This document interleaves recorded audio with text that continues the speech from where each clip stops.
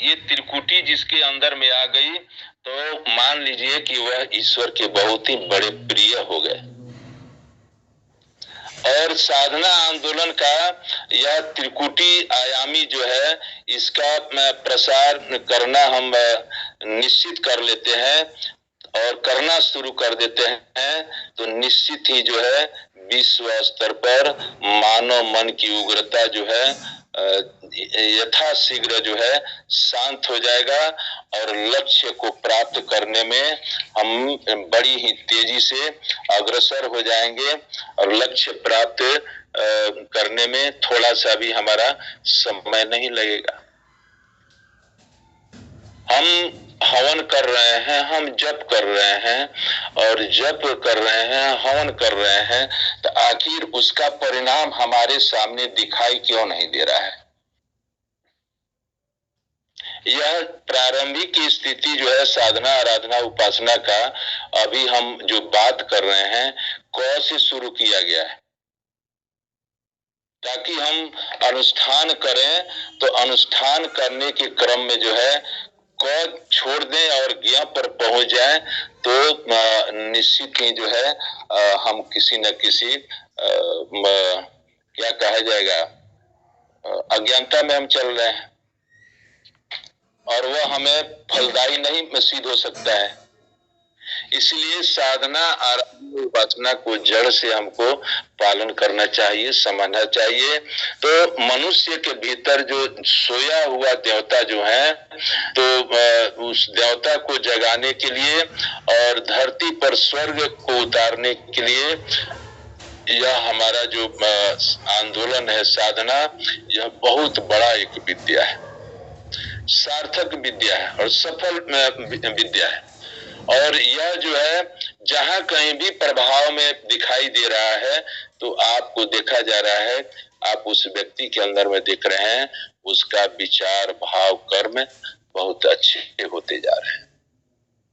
आप भी जो है इतने कम समय में स्वाध्याय मंडल से जुड़े हैं, जो भी जानकारी हो रही है मुझे पूर्ण विश्वास है जितने भी भाई बहन स्वाध्याय कर रहे हैं, जो भी अच्छी बातें जानकारी हो रही है उसको तुरंत करने के लिए अग्रसर हो जा रहे हैं, अपने मन कर्म वाणी को ठीक कर रहे हैं। माने सुधार हो रहा है, युग का निर्माण हो रहा है। पूरा संसार कितना बड़ा है इसकी चिंता हमको नहीं करना है। यह संसार कितना बड़ा है, यह संसार कैसे बदलेगा, हमको इसकी चिंता नहीं करनी चाहिए। इसकी चिंता करने वाला जो सत्ता है वो करेगा। हम जिसके अनुयायी हैं वो इसकी चिंता करेंगे। जिसने युग निर्माण करने का जो ठेका ले लिया है, जिम्मेवारी ले लिया है, वो उसकी चिंता है, हमारी उसकी चिंता नहीं है। हमारी चिंता ये है कि हमारा मन कर्मवाणी कैसे ठीक हो जाए, हमारा विचार कैसे ठीक होगा, हमारा चिंतन कैसे ठीक होगा, हमारा कर्म कैसे ठीक होगा। हमको इस पर डट जाना चाहिए, हमको इसकी चिंता करना चाहिए। हम इसकी चिंता नहीं करते हैं, हम बराबर दूसरे की चिंता करते रहते हैं, वो ऐसा है, वो ऐसा है, वो ऐसा कर रहा है। हमको उसकी चिंता नहीं करना है, हमको संसार की चिंता नहीं करना है, हमको अपनी चिंता करना है कि हम अपने को ठीक करें। हमको अपने परिवार के लोगों पर चिंतन करना है और हमको अपने प्रभाव क्षेत्र में जो व्यक्ति आ रहे हैं उनकी भी चिंता यदि करते हैं तो समझा जाएगा पूरा संसार का आप चिंता कर रहे हैं। इसलिए आपसे अपेक्षा गुरुदेव का है कि साधना की जो 3 सीढ़ी का को जो है क्रमशः पार करते हुए आप ईश्वर प्रकाश की ओर स्वयं तो बढ़ें, लेकिन अपने इस संसार को भी साधना के आलोक से जगमाने का सेवा करें। आप घबराएं नहीं, पूरे संसार को देख करके घबराना नहीं है कि हाँ पूरा संसार का युग परिवर्तन कैसे होगा, हम तो अकेले हैं। संसार की चिंता नहीं करना है, अपनी चिंता, परिवार की चिंता और समाज की चिंता अब सोच लीजिए कि आप एक ऐसा चिंतन करते हैं, वैसा काम करते हैं, तो आपसे जुड़ने वाले भी लोग तो वैसा कैसा काम कर सकते हैं, और वो यदि करें तो आपसे तो बढ़ता चला जाएगा, बढ़ते बढ़ते बढ़ते बढ़ते पूरा संसार हमारा ठीक हो जाएगा। तो इस संसार को भी साधना के आलोक से जगमगाने के लिए हम सबों को अपने अपने परिवार समाज को ठीक करने का प्रयास करना है। सबसे पहले अपने को ठीक करना है, और ईश्वर हमको इस श्रेष्ठ मार्ग पर चलने की प्रेरणा दे, ऐसा बार बार भगवान से प्रार्थना करते रहे। ये भगवान हमें श्रेष्ठ मार्ग पर चलने के लिए प्रेरणा देते रहे। अब हम सभी कार्यकर्ता हैं, युग निर्माण मिशन के कार्यकर्ता हैं, हम सभी एक सैनिक की भूमिका में रहने वाले व्यक्ति हैं। गायत्री परिवार एक सैनिक होता है। सैनिक हमेशा जागृत अवस्था में रहता है, सोई हुई अवस्था में नहीं रहता है। नींद भी यदि आती है तो वो जागृत अवस्था में रहती है। हमारे मिशन के जितने भी कार्यकर्ता हैं तो उनको जानना चाहिए कि पूज्य गुरुदेव कहते हैं मनुष्य महान है, और उससे भी महान उसका सृजेता यानी परमात्मा है। आप सभी जानते होंगे, पढ़े होंगे, ये गुरुदेव की वाणी है, हमारी वाणी नहीं है। और जो परमात्मा की सर्व समर्थ सर्व हितकारी चेतना से संपर्क बनाकर रखेगा, वह अपने जीवन में महानता विकसित करने में सफल हो जाएगा। उसको दिव्य सामर्थ्य बढ़ती जाएगी। लौकिक एवं पारलौकिक जीवन के मार्ग में आने वाली हर बाधा छोटी सी होगी। हर ये हमको गुरुदेव का आश्वासन है, ये मेरा आश्वासन नहीं है, ये तो गुरुदेव का आश्वासन है। सर्वव्यापी चेतना जो है, समर्थवान जो चेतना जो है, जो सबके हित वाली चेतना है, उससे हमारा परम दायित्व बनता है कि हम संपर्क बना करके रखें। और परम सत्ता से यदि अपनी चेतना को हम मिला करके रखते हैं, संपर्क में रखते हैं, तो निश्चित ही हमारी महानता जो है विकसित होने में सफलता प्राप्त करेगी। और उस महान सत्ता में जो दिव्य सामर्थ्य भरा पड़ा हुआ है, वही सामर्थ्य हमारे अंदर में भी जो है बढ़ती चली जाएगी। इस लोक और परलोक, इस लोक और परलोक दोनों के जीवन, दोनों में ही जो है जीवन के मार्ग में आने वाला जितना भी बाधा होगा, वो सब जो है सो छोटा पड़ जाएगा या समाप्त हो जाएगा। हमको विश्वास रखना चाहिए। यदि ईश्वर से हम संपर्क बनाकर रखते हैं, ईश्वरीय चेतना से संपर्क बनाकर रखते हैं, तो जीवन में इस लोक में क्या परलोक में भी यदि किसी प्रकार की बाधा आती है, वो भी बाधा समाप्त हो जाएगी। ईश्वरीय सत्ता से हमारी यदि कनेक्शन बनी रहती है तब। और जो भी हम लक्ष्य निर्धारित करते हैं अपने जीवन में, उस लक्ष्य को निश्चित रूप से हम प्राप्त करने के लिए एकदम सहज बना देते हैं, भारी नहीं लगता है। भगवान से संपर्क करने वाले, भगवान से कनेक्शन रखने वाले व्यक्ति वो लक्ष्य जो निर्धारित करते हैं, उस लक्ष्य को प्राप्त करने में निश्चित ही जो है सफलता मिलती है, और वो भी सफलता मिलती है बड़े ही सहज भाव से मिल जाती है। पूज्य गुरुदेव का जो है यह मार्गदर्शन जो है, उसका उपयोग कार्यकर्ता भाई बहन निश्चित रूप से यदि पालन करना शुरू कर दें, तो वो जीवन में कभी भी उदासीन नहीं आ सकती। अब हमको तो अपनी साधना आराधना उपासना तो करनी ही है, लेकिन हम जन कल्याण के लिए, लोक कल्याण के लिए हम यदि समाज में निकलते हैं, तो उसके लिए गुरुदेव कुछ मानक तय किया गया है।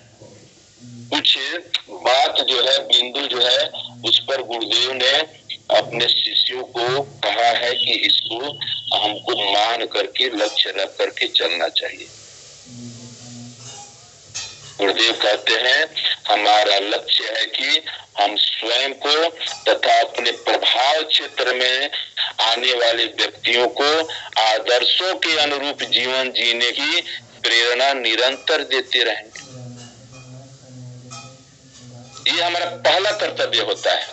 हम जिस भी किसी व्यक्ति से भेंट करें, बात करें, तो हम बात करने के क्रम में सबसे पहले हम उनको जो अपने अंदर में जो हम ज्ञान अर्जित किए हुए हैं, साधना से अर्जित जो किए हुए हैं, अपने आदर्शों पर उनको भी चलने का, अपने आदर्श ही नहीं बल्कि गुरुदेव के जो आदर्श दिए गए हैं, उनके आदर्श के अनुरूप उस व्यक्ति को भी प्रेरणा दें कि आप ऐसे काम करें, आप ऐसे साधना करने, आप ऐसे उपासना करें, आप ऐसे आराधना करें। अभी जो आपको बताया गया है साधना, आराधना, उपासना, तो उसी को लोगों को भी बताने का प्रयास करना चाहिए। आज क्या हो गया है, आप सब नहीं करते हैं। जितने भी लोग भेंट होते हैं उनसे इनकी चर्चा ही नहीं करते हैं, शर्म लगती है, लगता है। साधना, आराधना, उपासना की बात कहने में, करने में जो है, लगता है संकोच होता है कि लोगों क्या कहेगा, ये क्या बात कर रहा है, इसको तो रुपया पैसा धन दौलत कैसे आएगा, ये सब बात करना चाहिए। क्या ये अध्यात्म की बात कर रहा है, इस साधना, आराधना, उपासना की क्या बात कर रहा है, इससे क्या प्राप्त होगा। हम जो चॉकलेट खाते हैं, हम जो चॉकलेट चूसते हैं, हम जो उसका स्वाद परख लिए हैं, उस स्वाद को तो और को भी तो बताएं। दुनिया अज्ञानता में जो है करा रही है, ज्ञान का भाव है। आज रुपया कमाने के पीछे जो है जितना भी महात्मा लोग हैं, ये कथावाचक लोग जो हैं, पूरा मशगूल है लोगों को विचार कैसे उत्कृष्ट हो, भाव कैसे उत्कृष्ट हो, कर्म कैसे उत्कृष्ट हो, इस पर ध्यान नहीं दे रहा है।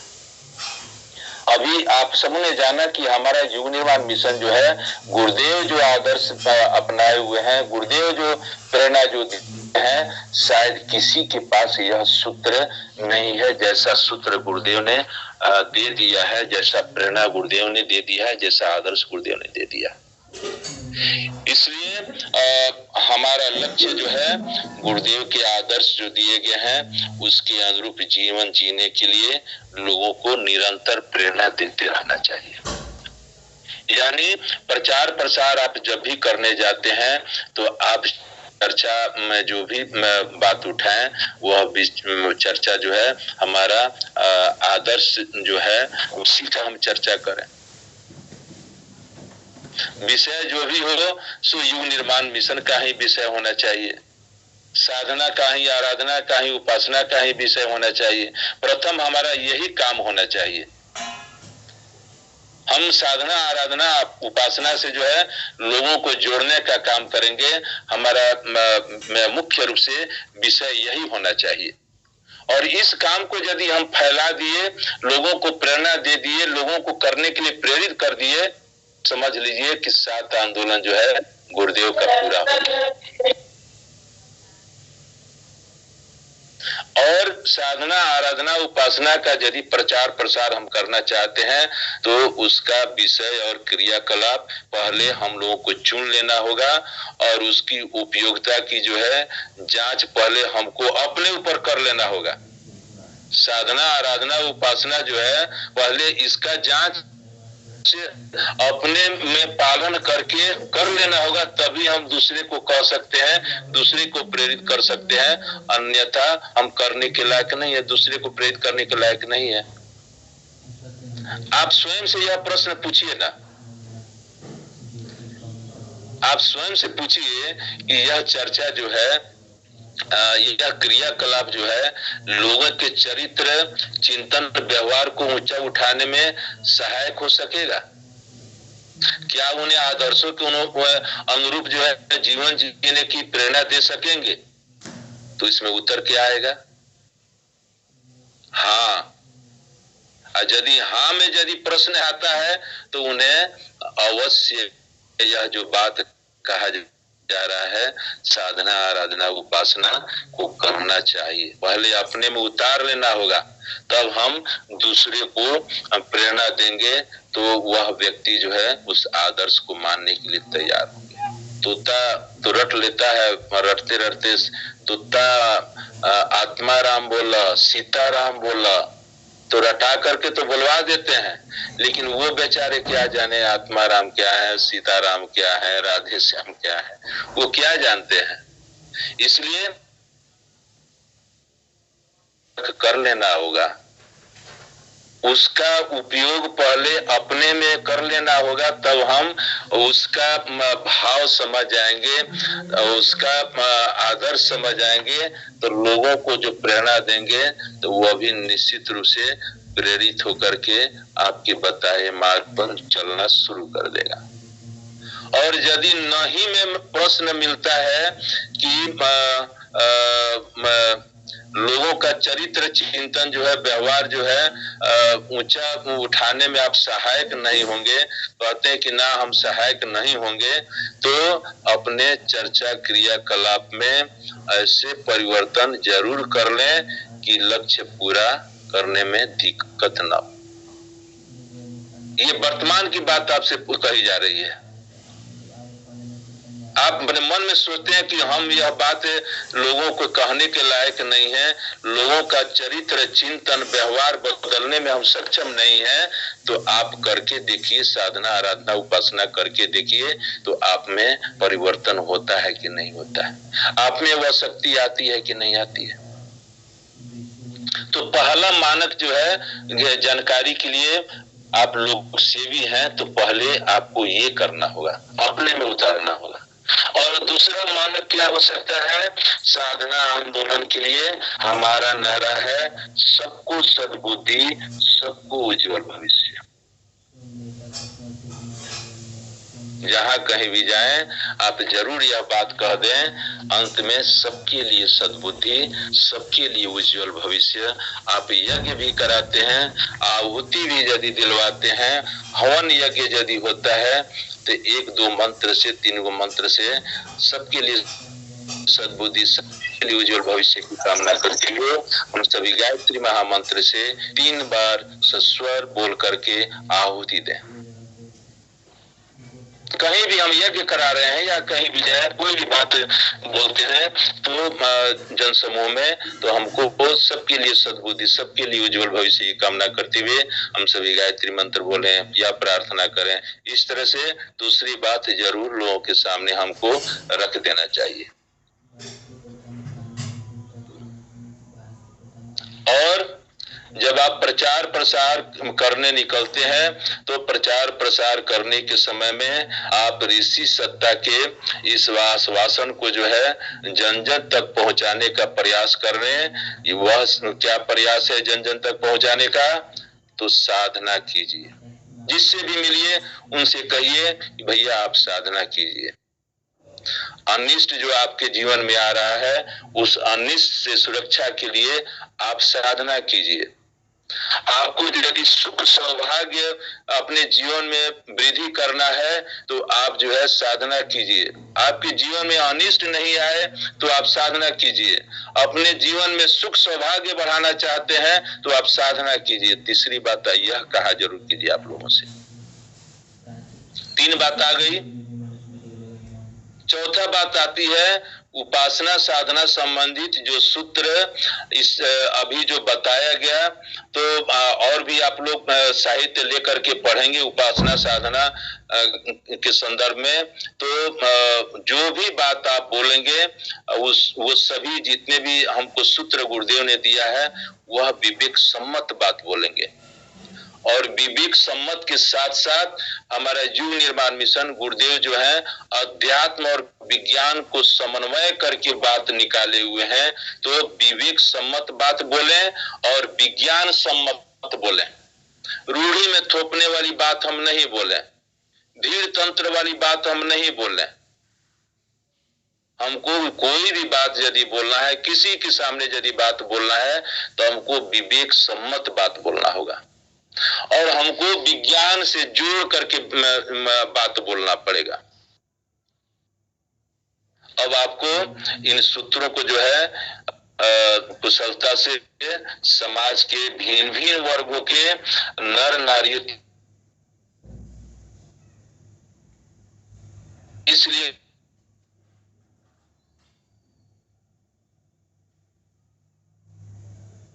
ऐसा बात ना बोले। आजकल जो है विभिन्न धर्मों के विरुद्ध में विरोधाभास बात हम बोल रहे हैं, क्योंकि गुरुदेव का आह्वान है पूरे विश्व का एक धर्म हो, एक भाषा हो, कोई गरीब अमीर ना हो, सभी समान हो।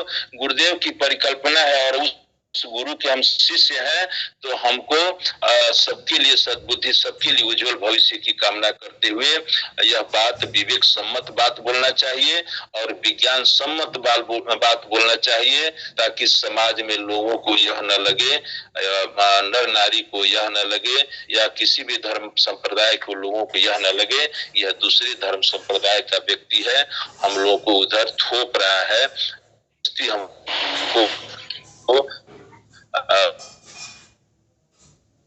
हमको लोगों में आए, लोगों को यह फर्क में ना आए, इस तरह से उसके सामने बात रखना है। और पांचवा बात हमको क्या ध्यान में रखना है, साधना का जो संकल्प हम कराते हैं और अपना कर्तव्य पूरा हुआ जब हम मान लें, तो नए साधकों से भी जो है लगातार हमको संपर्क बनाए रखना है। अभी तो बात हुई कि हम अपनी साधना को करने के लिए संकल्प किए हुए हैं, साधना आराधना उपासना करने के लिए संकल्प किए हुए हैं, और उससे संकल्प से हमको जो अपना कर्तव्य सुधारने में जो सफलता मिली है, तो उस सफलता के आधार पर अब हमको क्या करना है, नए साधक लोगों को लगातार अपने संपर्क में रखना है। मैं इस काम को किया, करते आया हूं, मेरे भी संपर्क में आने वाले बहुत से गायत्री साधक हुए हैं और गायत्री परिवार में सक्रिय भूमिका निभाए हुए हैं, अभी भी निभा रहे हैं। हम यदि अच्छे साधक हैं, हम साधना आराधना उपासना करते हैं, तो निश्चित ही हमारे संपर्क में जो लोग आएंगे उनको हम प्रेरित करेंगे कि साधना से क्या लाभ मिलता है, उपासना से क्या लाभ मिलता है, आराधना से क्या लाभ मिलता है, आप भी इसको कीजिए। तो आप उनको बोलेंगे, प्रेरणा देंगे, तो वो भी आपकी बात को मानेंगे। उनको प्रोत्साहित करेंगे, मार्गदर्शन आप करेंगे, तो वो भी जो है अपना व्यक्तित्व जो है विकसित करना शुरू कर देंगे। और व्यक्तित्व विकसित करना शुरू करेंगे ही, लेकिन वो करेंगे तो जिम्मेवारी पूर्वक करेंगे, जिम्मेदारी लेकर के करेंगे। आप जो समाधान कर रहे हैं और साधना आंदोलन में निष्ठा पूर्वक आप अपनी भूमिका निभा रहे हैं, तो वही भूमिका जो है आपके संपर्क में आने वाले जो लोग आएंगे, साधना आराधना उपासना से जो जुट जाएंगे, वो भी जो है इस आंदोलन में निष्ठा पूर्वक जुट जाएंगे। छठा बात गुरुदेव ने क्या कहा, इस आंदोलन में एक रूपता को बनाए रखना कड़ी चुनौती है। इस आंदोलन में एक रूपता बनाए रखना बहुत बड़ी चुनौती है, और आप इस चुनौती को स्वीकार कर लेंगे, इस बात को मान करके चलें, तभी जो है हम युग निर्माण में आप काम कर सकते हैं। और एक रूपता को बनाए रखने के लिए, इस चुनौती को दूर करने के लिए, इस चुनौती को हमको हृदय पर हाथ रख करके इस चुनौती को स्वीकार करना होगा। और इसके लिए साधना की पद जो बताए जा रहे हैं, इस पद में जैसे क्रिया पद्धति और क्रिया के साथ जितने भी अपनाई जाने वाली मानसिकता बताई गई है, उसे ही आप समझाएं सिखाएं, तो निश्चित रूप से सभी दुनिया में बदलते चले जाएंगे। आपकी जो मानसिकता हो गई है, साधना आराधना उपासना से जो मानसिकता हो गई है, उसको यदि लोगों को बताएं तो निश्चित ही उसको अच्छा लगेगा। आपका जो क्रिया पद्धति बन गया है, आपका क्रियाकलाप जो हो गया है, उसको जो अपना चुके हैं, वही बात दूसरों को भी यदि आप समझाएंगे, सिखाएंगे, तो वो जल्दी ही समझ जाएंगे और सीख जाएंगे। 7वां बात गुरुदेव ने बताया है कि बच्चे और अशिक्षित व्यक्ति या ऐसे व्यक्ति जिन्हें उपासना साधना में रुचि सदा प्राय नहीं रहती है, तो जिन्होंने उपासना साधना कभी किया ही नहीं है, तो ऐसे साधकों को साधना के सभी पद एक ही बार में मत सिखाएं। अक्सर देखा जाता है कि एक व्यक्ति यदि भेंट हो गया तो एक क से लेकर के अंग तक उसको पढ़ाना शुरू कर देते हैं। पहले क तो सिखाइए उनको। सभी बात एक बार वजन दे देंगे तो वो व्यक्ति करने के लिए तैयार नहीं होंगे, पीछे रह जाएंगे। साधना इतना ही बताइए कि पहला वह व्यक्ति जो है पकड़ ले और करना शुरू कर दे, उसको भारी न लगे। उस व्यक्ति को मात्र अभी एक पद दीजिए, एक पद बताइए, उसकी विधि बता दीजिए और स्वयं करके उसको सिखाइए। उस व्यक्ति को स्वयं करके सिखाइएगा, तब वह व्यक्ति आपके साथ जुड़ेंगे और आप जो प्रेरणा दे रहे हैं वह काम करेंगे।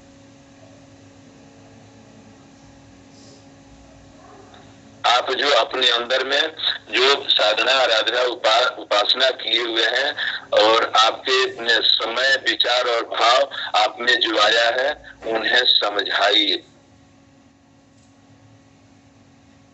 और एक बार में बस इतना ही समझाइए, इतना ही सिखाइए कि वह व्यक्ति कर ले और सीख ले। और जब वह व्यक्ति यह पद भली प्रकार से करना शुरू कर दे, तब अगला पद जो है इसी प्रकार सिखाइए और उससे कराइए। रुचि और उसके सीखने की क्षमता के अनुसार ही उसको आप कोई भी बात बोलिए, सिखाइए और जो भी बात कहिए सिखाइए, एकदम सरल से सरल भाषा में उपयोग करने के लिए उस व्यक्ति को सिखाइए। 8वां गुरुदेव ने कहा कि उपासना साधना के प्रत्येक कर्मकांड के संग उससे संबंधित सत्प्रेरणा सद्भावना जुड़ी हुई है। आप कर्मकांड भास्कर उठा करके देखिए, कोई भी मंत्र बोला जाता है तो उस मंत्र को बोलने का भाव जो है ऊपर गुरुदेव जो है लिख दिए हुए हैं, उस भाव को जरूर हम लोगों को सिखाएं, समझाएं।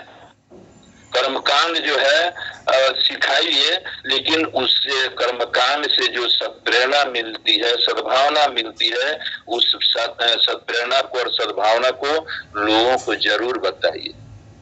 सिर्फ मंत्र में लोगों को गुमराह नहीं करना है। और यदि इस प्रेरणा को और सद्भावना को मंत्र बोल करके कोई भी क्रिया करने के लिए पूजा पाठ में आप लोगों से कराते हैं, यदि समझाते हैं, तो वह अध्यात्म का मर्म वह व्यक्ति समझ जाएगा। साधना का अर्थ होता है जीवन साधना, और जीवन साधना का अर्थ और महत्व लोगों को जब समझ में आ जाए, और समझ भी तभी आएगा जब आप इस निराजित तरफ से उस व्यक्ति को प्रशिक्षित करेंगे, प्रशिक्षण देंगे, कर्मकांड कराएं और उससे जो भी प्रेरणा मिलती है, सत्प्रेरणा मिलती है, उसको भी लोगों को बताएंगे। और दिनचर्या में सत्प्रेरणा का पालन, जो भी हम कर्मकांड करा रहे हैं, उससे जो प्रेरणा दे रहे हैं, उसको अपने जीवन में उतारने के लिए, अपने दिनचर्या में उतारने के लिए, उसको पालन करने के लिए हम उसको निश्चित ही जो है प्रेरणा देते चले जाए। और 9वां बात गुरुदेव ने कहा कि अपने प्रत्येक उद्बोधन, जितना भी आप कर्मकांड कराते हैं, उद्बोधन जो करते हैं या प्रशिक्षण में आप जो है स्वाध्याय संयम सेवा का महत्व यदि बताते हैं, बताना है, तो इसको प्रत्येक उद्बोधन में, प्रशिक्षण में स्वाध्याय, संयम और सेवा, इसको जरूर जोड़ देना चाहिए। उधर साधना, आराधना, उपासना आप किए, तभी आप लोक सेवी हुए। इन सभी बातों को आप क्षेत्र में जाते हैं।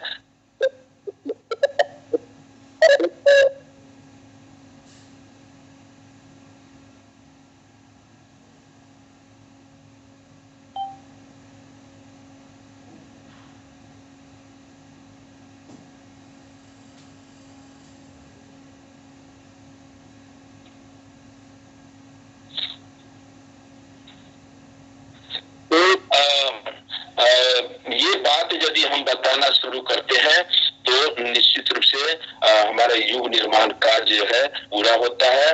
तो अपने प्रत्येक उद्बोधन आप जो कर रहे हैं या प्रशिक्षण दे रहे हैं, तो आप स्वाध्याय और संयम सेवा के लिए भी उन्हें जरूर प्रेरित करें।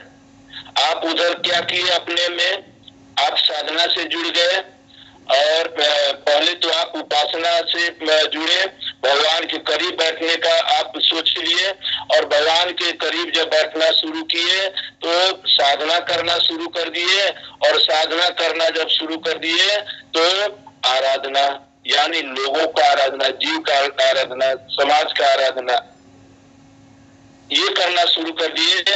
और उस क्रम में आप लोक सेवी जब हो जाते हैं, लोगों को प्रशिक्षित करने जाते हैं, तो लोगों को स्वाध्याय से जोड़ने का काम करना चाहिए। अभी यह स्वाध्याय मंडल जो चल रहा है, इसका खंभा कौन है? सूक्ष्म रूप से पूज्य गुरुदेव है, और प्रत्यक्ष रूप से हमारे बीच में अभी खंभा का काम करना कौन शुरू कर रहे हैं, किए हुए हैं? हमारे आदरणीय डॉक्टर साहब जो है, डॉक्टर दीपक पाठक, आप सभी नाम जानते हैं। इस स्वाध्याय मंडल का खंभा बन करके, मेह बन करके, देहाती भाषा में जो कहा जाता है, मेह बन करके इस स्वाध्याय मंडल में खड़े हैं। और हम सभी जितने भी महेश जी हो, राहुल जी हो, जितने भी हम लोग कार्य जो कर रहे हैं, हम उनके सहचरी बन करके इस मंडल को आगे में कार्य कर रहे हैं। और तब आप सभी जितने जुड़े हुए हैं, एक मंडल का निर्माण हुआ है। लेकिन अग्रणी भूमिका जो निभा रहे हैं, उनमें माना जाएगा कि पूज्य गुरुदेव का शक्ति उनके अंदर में जरूर आ चुकी है, ईश्वर की शक्ति जरूर आ चुकी है। पीछे इसकी चर्चा हम सभी कर चुके हैं। इसके कृपा पात्र कब व्यक्ति होता है? जब भगवान की शक्ति उसके अंदर में निश्चित रूप से बैठ जाती है, वही जो है जन कल्याण के कार्य करते हैं। डॉक्टर साहब के साथ में जो है हमेशा कुछ न कुछ भाई बहन जुड़ते रहते हैं। वो भी बहुत बड़े कृपा पात्र हैं, ईश्वर के बहुत बड़े कृपा पात्र व्यक्ति हैं कि वो जो है डॉक्टर साहब के संपर्क में आते हैं। जब कभी भी स्वाध्याय मंडल से वो जुड़ते हैं तो अकेले नहीं जुड़ते हैं। स्वाध्याय का लाभ जो है अकेले नहीं देते, अकेले प्राप्त नहीं करते, लोगों को भी प्राप्त करने के लिए उनको भी प्रेरित करते रहते हैं। और स्वाध्याय मंडल में जो भी बातें प्रेरणा मिलती है, वो लाभ लोगों को भी देने के लिए हमेशा अग्रसर रहते हैं। तो जन कल्याण के लिए जो हमेशा तड़प उनके अंदर में जो बनी रहती है, यह माना जाएगा कि भगवान के बहुत बड़े कृपा पात्र हैं। भगवान उनके अंदर में निवास कर रहे हैं, भगवान उनके इर्द गिर्द हमेशा निवास कर रहे हैं। और उनके समीप में जो बैठते हैं, वो उनके पास में बैठने पर उनके शरीर से जो तरंग निकलती है, जो उनका आंवला का रेंज जो होता है, उस रेंज में जो बैठते हैं, उनको भी भगवान निश्चित रूप से प्राप्त हो जाते हैं। इसीलिए हमको सत्य संगति में बैठना चाहिए। सत्य का संसर्ग हमेशा बनाए रखना चाहिए। हमको स्वाध्याय करते रहना चाहिए। और स्वाध्याय जब हम करते हैं, लोक सेवियों के लिए यह जरूरी होता है, जो डॉक्टर साहब कार्य करते रहते हैं या महेश जी, राहुल जी जो करते रहते हैं, स्वाध्याय से लोगों को जोड़ते रहते हैं और साथ साथ लोगों को संयम भी बरतने का प्रेरणा देते रहते हैं। और उसके साथ साथ अभी मान लीजिए डॉक्टर साहब का मौन चलता है, तो मौन से ब्रह्म शक्ति जो है जागृत होती है अपने अंदर में। और ब्रह्म शक्ति जब एक दिन की ब्रह्म शक्ति की जागृत होती है तो वो एक सप्ताह में पूरा जो है सो पूरा जोश खरोश से लोगों को भी वह सेवा जो है सो करने में लगे रहते हैं। तो इसका बात एकदम प्रत्यक्ष प्रमाण है उनके अंदर में ब्रह्म की शक्ति विशेष रूप से बैठ गई है। इसीलिए लोगों को भी लोगों की सेवा करने में हमेशा तत्पर रहते हैं। आज राहुल जी और महेश जी सुबह हम बात किए कि हम लोग फलाने व्यक्ति को ऐसे ऐसे हम लोग सेवा कर रहे हैं। तो सेवा करने की इस व्यक्ति के अंदर में भाव आ जाती है तो निश्चित रूप से मान लीजिए कि प्रत्यक्ष प्रमाण सर्टिफिकेट उनको मिल गया, इस व्यक्ति को भगवान की कृपा मिल चुकी है, भगवान उस व्यक्ति के अंदर में निश्चित रूप से निवास कर रहे हैं। तो 9वां सूत्र जो है गुरुदेव, हम यदि क्षेत्र में जाते हैं तो स्वाध्याय संयम सेवा का भी महत्व हमको लोगों को बताना चाहिए और उसके प्रति अपनी आस्था उत्पन्न करते रहने के लिए उन्हें प्रेरित करते रहना चाहिए और उनको समझाएं। आप किसी व्यक्ति से संपर्क में जाते हैं, उनको साधना से जुड़ने के लिए, आराधना उपासना से जुड़ने के लिए, तो उस व्यक्ति को समझाएं कि आप नित्य जो है स्वाध्याय करते रहें और स्वाध्याय करने से उपासना में आपको चमक आती है। आपके संपर्क में जितने भी लोग आते हैं, जिनसे भी आप बात करते हैं, आप समाज में काम करने जाते हैं, तो उनको समझाइए स्वाध्याय करने से क्या लाभ मिलता है, स्वाध्याय करने का क्या महत्व है। तो स्वाध्याय करने का महत्व यही होता है, स्वाध्याय यदि नियमित रूप से करेंगे तो उपासना करेंगे, हमारी ललक बढ़ जाएगी, हम उपासना करने में अग्रसर उपासना करना शुरू कर देंगे। उपासना जब स्वाध्याय हम करेंगे तो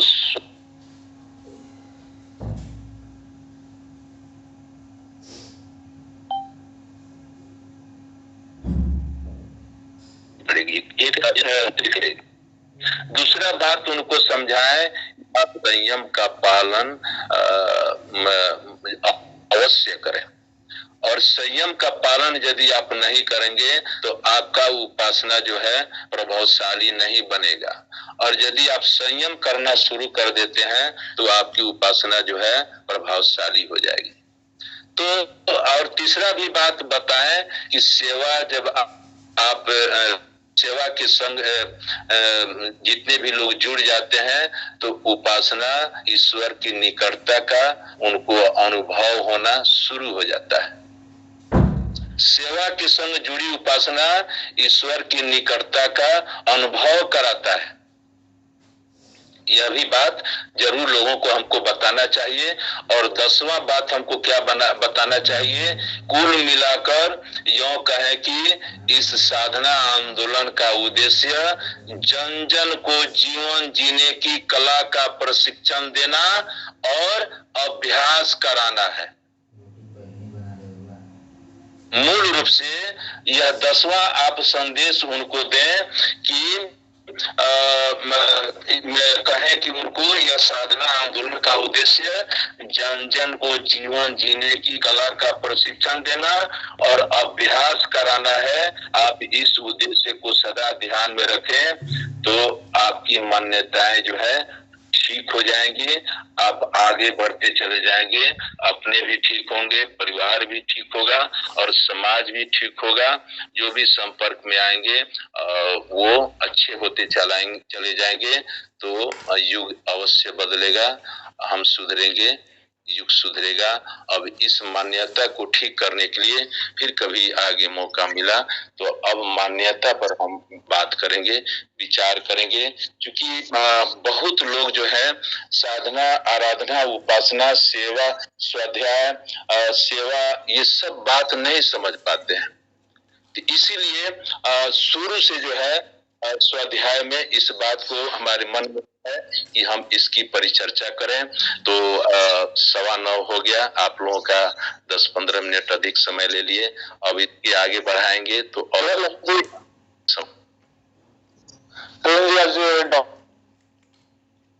आज आज डॉक्टर दीपक जी के साथ 10 लोग नए लोग जुड़े हैं, तो उन्होंने अपना समय स्वाध्याय मंडल में दिया है, तो उनके लिए भी कुछ बोल देते हैं और वो आगे भी जुड़ते रहे, इसके लिए थोड़ा सा उनके लिए भी कुछ बातें। अच्छा चलिए, आप सभी जितने भी डॉक्टर साहब के साथ में बैठे हुए हैं स्वाध्याय सत्संग में, गुरुदेव की कृपा आप सबों के ऊपर बरसे और हम सभी आपके उज्जवल भविष्य के लिए हम सभी स्वाध्याय मंडल पूरे गायत्री परिवार पूज्य गुरुदेव से, माँ गायत्री से, सविता देवता से प्रार्थना करते हैं आपको सद्बुद्धि प्राप्त हो कि आप भी नित्य स्वाध्याय से जुड़े और जीवन जीने की कला आप में विकसित हो। आप निश्चित रूप से स्वाध्याय में जुड़ करके अपने जीवन जीने की कला को सीखें, अपने परिवार को, समाज को ठीक करें और इस तरह से कड़ी जोड़ते चले जाएं। पूरा विश्व में जो है युग निर्माण करने का, नए युग लाने का जो गुरुदेव ने संकल्प लिया है उसमें आप भी हैं और आप यदि युग निर्माण के क्रम में अपनी कड़ी को भी जोड़ देते हैं तो आप बड़े भाग्यशाली हैं। और यह मान करके चले, डॉक्टर साहब ने आपसे निवेदन किया कि आप आइए स्वाध्याय मंडल में, और स्वाध्याय मंडल में आप आए हैं इसका माने कि गुरुदेव ने आपको चुन लिया है। डॉक्टर साहब के संपर्क में बहुत सारे लोग हैं,